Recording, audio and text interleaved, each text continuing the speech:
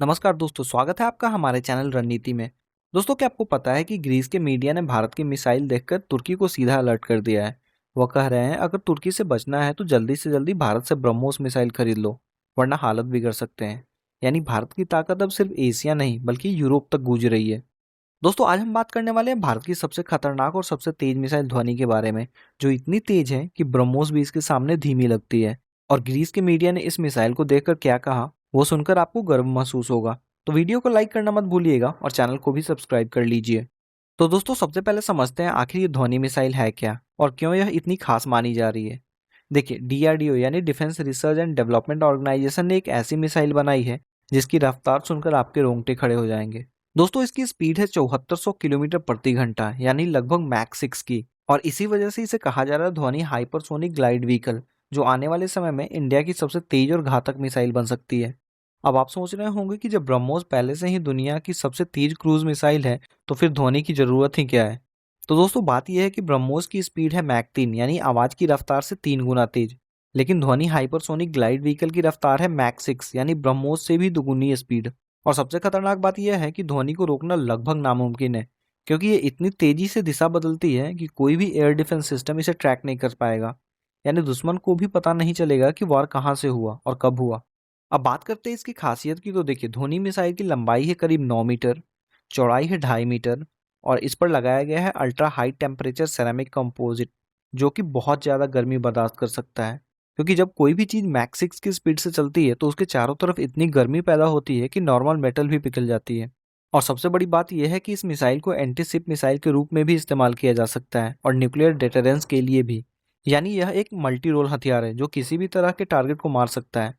और defence experts का मानना है कि अगले 15 सालों तक ना चीन और ना ही पाकिस्तान इस मिसाइल को रोक पाएगा। अब सवाल यह है कि आखिर ग्रीस को इतनी दिलचस्पी क्यों है भारतीय मिसाइलों में। तो दोस्तों, बात यह है कि ग्रीस और तुर्की के बीच पुराने समय से ही बहुत टेंशन चल रहा है, खासकर इजिशियन सी में और साइप्रस के मुद्दे पर। और अब तुर्की ने अपनी नेवी को भी बहुत ज़्यादा मजबूत कर लिया है। उसने रूस से S-400 सिस्टम भी खरीद लिया है। तो अब ग्रीस सोच रहा है कि अगर तुर्की से कोई कॉन्फ्लिक्ट होती है तो हमारे पास ऐसा हथियार होना चाहिए जो कि तुर्की के जहाज़ों और उसके एयर डिफेंस सिस्टम को चकमा दे सके। और यहीं पर भारत की ब्रह्मोस मिसाइल काम आती है, क्योंकि ब्रह्मोस इतनी तेज है कि S-400 भी इसे नहीं रोक पाएगा। अब बात करते हैं कि ग्रीक मीडिया ने क्या कहा है। तो ग्रीक मीडिया ने लिखा है कि भारत की ध्वनि मिसाइल एक गेम चेंजर है। अगर भारत इस टेक्नोलॉजी में कामयाब हो जाता है तो ये दुनिया के सिर्फ चुनिंदा देशों में शामिल हो जाएगा जिसके पास हाइपरसोनिक मिसाइल है, जैसे कि रूस, चीन और अमेरिका। और ग्रीक मीडिया ने अपनी सरकार से साफ शब्दों में कहा है कि देखो, तुर्की दिन प्रतिदिन अपनी मिलिट्री को मजबूत कर रहा है और अगर हमें उससे टक्कर लेनी है तो हमें भारत से ब्रह्मोस मिसाइल खरीदनी चाहिए। और अब जब ध्वनि भी आ रही है तो ग्रीस को इस पर भी नजर रखनी चाहिए। दोस्तों, अब यहाँ पे एक बहुत ही इंटरेस्टिंग बात है कि भारत अब सिर्फ हथियार खरीदने वाला देश नहीं रहा, बल्कि अब भारत दूसरे देशों को भी हथियार बेच रहा है।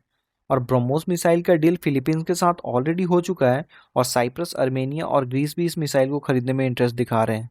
और सबसे बड़ी बात यह है कि ग्रीस ने हाल ही में फ्रांस से एक्जोसेट मिसाइल खरीदी है, लेकिन वो मिसाइल सबसोनिक है, यानी इसकी स्पीड बहुत कम है, जबकि ब्रह्मोस सुपरसोनिक है और ध्वनि हाइपरसोनिक है। अब ग्रीक डिफेंस एक्सपर्ट्स कह रहे हैं कि एक्जोसेट से काम नहीं चलेगा, हमें ब्रह्मोस भी चाहिए।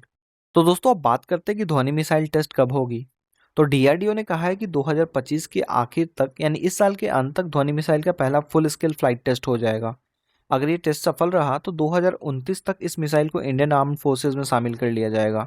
और दोस्तों, अगर एक बार ये मिसाइल इंडक्ट हो गई तो फिर भारत के पास बहुत ही खतरनाक हथियार होंगे। ब्रह्मोस और ध्वनि, इन दोनों का कॉम्बिनेशन इतना घातक होगा कि दुश्मन देशों के लिए इसे बचना लगभग नामुमकिन हो जाएगा, क्योंकि दुश्मन को रिएक्ट करने तक का टाइम नहीं मिलेगा। अब बात करते हैं चीन और पाकिस्तान के लिए कितनी बड़ी चुनौती है। तो देखिए, चीन के पास DF-17 जैसे हाइपरसोनिक मिसाइलें हैं, लेकिन भारत की ध्वनि मिसाइल उससे कई ज़्यादा एडवांस है, क्योंकि इसमें बेहतर मैन्यूवर एबिलिटी और बेहतर हीट प्रोटेक्शन है। और पाकिस्तान के लिए ये तो और भी बड़ी चुनौती है, क्योंकि पाकिस्तान के पास ऐसा कोई एयर डिफेंस सिस्टम ही नहीं है जो कि हमारे हाइपरसोनिक मिसाइल को रोक सके, और ना ही पाकिस्तान के पास खुद की हाइपरसोनिक टेक्नोलॉजी है। तो अब आप समझ सकते हैं कि भारत का डिफेंस कितना मजबूत हो रहा है। दोस्तों, अगर आपको ये जानकारी पसंद आई तो प्लीज़ वीडियो को लाइक कर दीजिए और चैनल को सब्सक्राइब करना ना भूलें, क्योंकि ऐसे ही डिफेंस और जियो पॉलिटिक्स न्यूज़ आपको इस चैनल पर मिलती रहेगी। और बेल आइकन भी प्रेस कर दीजिए ताकि जब भी नई वीडियो है आपको नोटिफिकेशन मिल जाए। मिलते हैं अगली वीडियो में किसी अन्य डिफेंस टॉपिक के साथ। तब तक के लिए जय हिंद।